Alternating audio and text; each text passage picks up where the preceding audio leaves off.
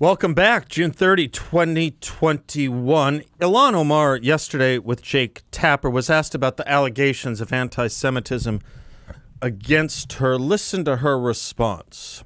In 2019, you said lawmakers support Israel because it's quote all about the Benjamins, which implies that politicians only support Israel because of money. There was a tweet from 2012. Israel had hypnotized the world. Do you understand why some of your fellow House Democrats, especially Jews, find that language anti-Semitic? I have welcomed anytime my colleagues have asked to have a conversation, to learn from them, for them to learn from me. I think it's really important for these members to realize that they haven't been partners in injustice. They haven't been equally engaging in seeking justice around the world. And I think I will continue to do that. It is important for me as someone who knows what it feels like to experience injustice in ways that many of my colleagues don't, to be a voice in finding accountability, asking for mechanisms for justice for those who are maligned, oppressed, and who have had injustice done to them. I understand a lot of the critique of her comments as anti-Semitic, but I don't think that is the main problem. She was asked about Jewish members of the House of Representatives that sent her a letter recently claiming their offense at her comparing Israel and the United States with Hamas and the Taliban. Her response, when always confronted, went like this. It is the continual and routine Ilan Omar dialectic. She states something highly offensive that few other non-minority American leaders could ever get away with. When confronted, she produces a passive-voiced, slight contextualization of how her comments were taken out of context. Democratic leaders like Nancy Pelosi then get to sleep easy at night and get the media to sleep easy at night by laying off Ilhan Omar by accepting such cavils as apologies.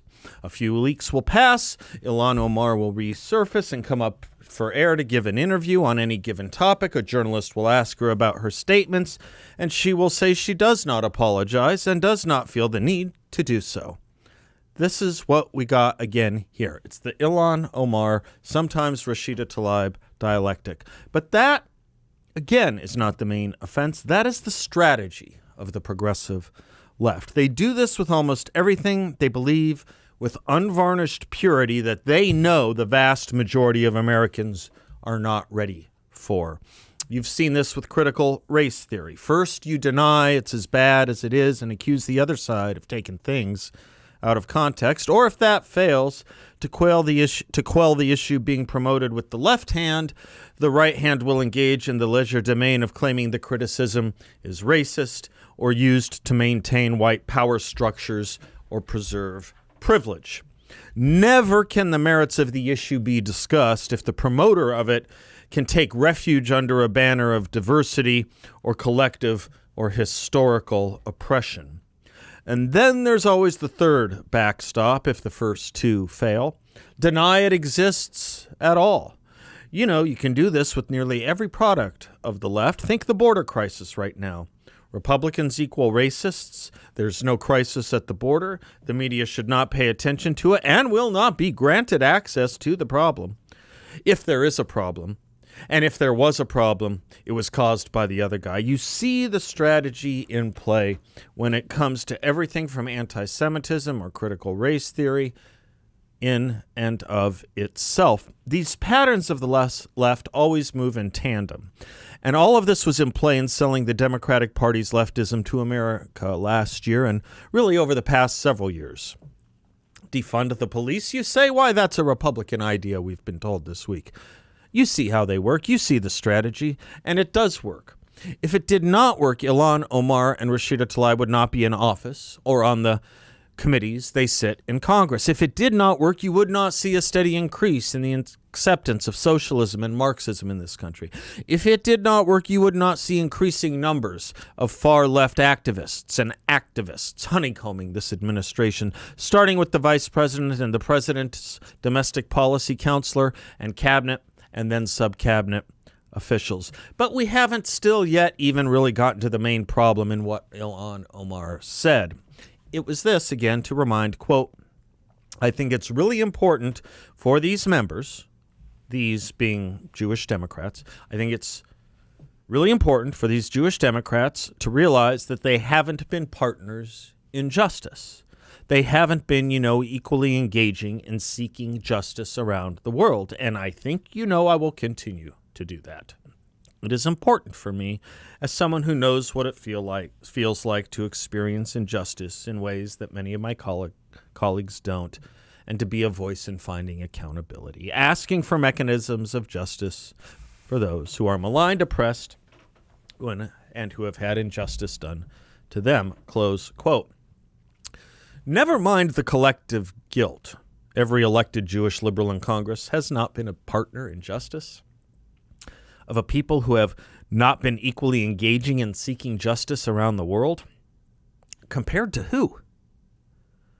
Are we engaging in group responsibility right now? Because if Ilan Omar wants us to compare her to the various groups she belongs to and has belonged to, I think we're going to have a very hard time settling on the same dictionary that defines the words justice and injustice. That is the point I was making yesterday. Group libel, collective responsibility. It is the essence of prejudice. It is not obvious to the point I have to ask. Is it not obvious to the point I have to ask if we've moved so far from common sense I actually have to explain this? Let's do it. Prejudice and racism are the judging of people by their group, ethnic or religious or racial membership. If you want to add gender, that's fine too. It is the negative assessment of someone, an individual, because of negative a priori assessments made of others who share that person's grouping. This is how you get, ultimately, genocide, ethnocide, religicide, etc. Wholesale slaughter of everyone in that group to rid the toxins of a society. And, of course, you would get slavery as well. It is this thinking that backstopped nearly every war in the history of the world until the Enlightenment. And even then it did not surcease because of regimes, think the USSR, China, Nazi Germany, Cambodia, that refused to accept the Enlightenment and principles of the West. So if group responsibility and collective guilt is the chief badge of prejudice or racism, how come it becomes acceptable, even desirable and appetizing for political reasons here in America? How can it be possible, a country proud of defeating regimes of terror that built their power and their terror on claims of collective responsibility over class and race, how is it possible that can be adopted here? How is it possible regimes we were so proud to defeat and that based their power on concepts like the Untermenschen, the untouchables, Lebenswerts Leben, lives unworthy to be lived, and the Nomas Likali and Refuseniks, the undesirables in the Soviet Union, dissidents based on criminalization and psychiatric mental health problems, political and religious ideas. How is it possible we pride ourselves on defeating those things, those kinds of regimes, only to import, deploy, and justify their very tactics here in America now? And let us be clear, this includes censorship and state-approved journalism as well. The philosopher Leo Strauss described this early on, writing, "What was a tolerably accurate description of German thought in World War II would now appear to be true of Western thought in general.